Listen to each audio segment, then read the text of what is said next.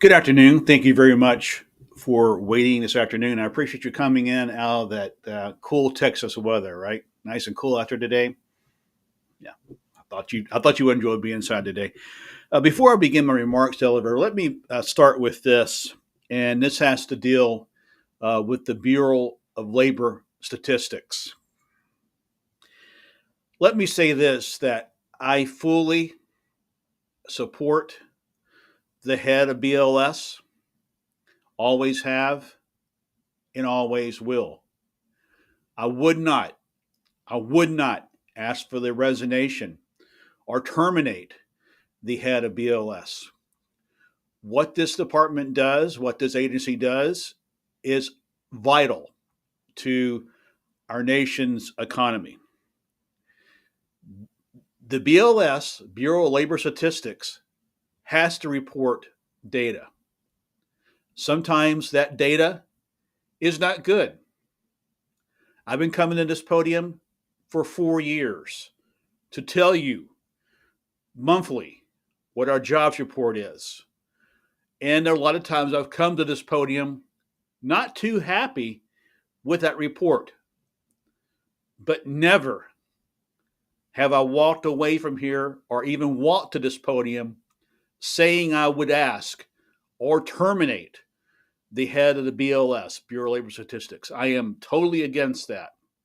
And, it reminds me of a lot of my good friends down in Houston at the Johnson Space Center. One of my good friends is a flight controller. He was a flight controller for the shuttle days. He once told me the truth is in the data. Well, my friends, the truth is in the data. The data that is released by BLS, the report that I give you is the truth. I may not come to this podium and give you the best news. I may come to this podium sometimes and tell you that we have job losses. I may come here and say that our employment numbers or our employment rate is up. But I never have, I've never done this, and I never would come here and bring you fabricated numbers. What I'm going to report to you today is what was released from the Bureau of Labor Statistics. I firmly believe in that data, and I endorse what they do. Yesterday, we received the latest jobs report. And while there's more work to do, there are also important signs of strength and resilience in our economy. In July, the economy added 73,000 jobs. It's a modest number, and it shows that job growth has slowed in recent months. But let me be clear, we're still moving forward, especially in key sectors like healthcare and social services, which continue to add thousands of new jobs every month.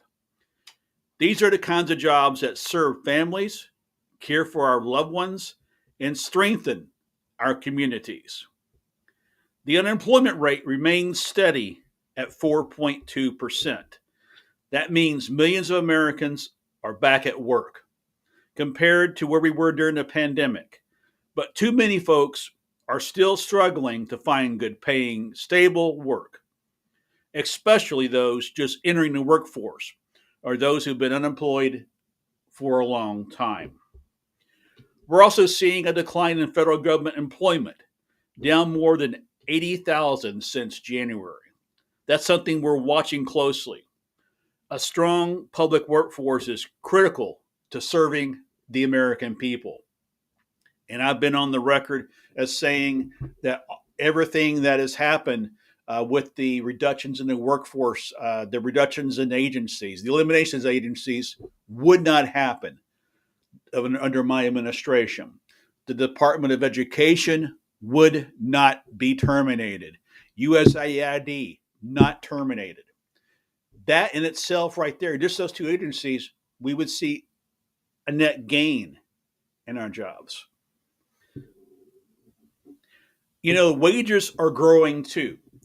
Wages are growing too. In July, the average hourly pay went up again, up nearly 4% over the last year. That's good news for working families trying to keep up with the cost of living. But behind these numbers, there are stories, there are people, new job seekers, parents working part time when they'd rather be full time, young people just trying to get their foot in the door, and others who have stopped looking because they feel discouraged. To all, to all of them, I just say, I see you, I hear you, and I'm fighting for you. That is why That is why my administration is continuing to invest in American workers with job training programs, apprenticeship, small business support, and policies that create good union jobs in clean energy, healthcare, and manufacturing. We're working to make sure every American, no matter their zip code, has a fair shot at a good paying job. This report reminds us that progress is not always a straight line, but we're moving in the right direction, folks. Contrary to what you're hearing, we are moving in the right direction.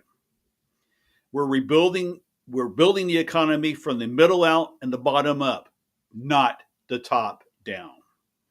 We won't rest until every American who wants a job can get one, and every worker who can support their family with dignity. And that's what it is, folks. At the end of the day, that's what matters.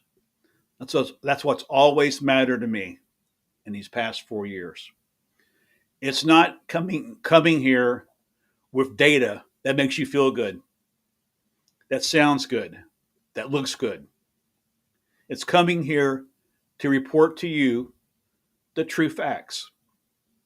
Sometimes, like I mentioned, sometimes I will come here and give you very positive news. Sometimes I will come here and give you news that's hard to take. But folks, we are in this together. And I've said that from the very beginning.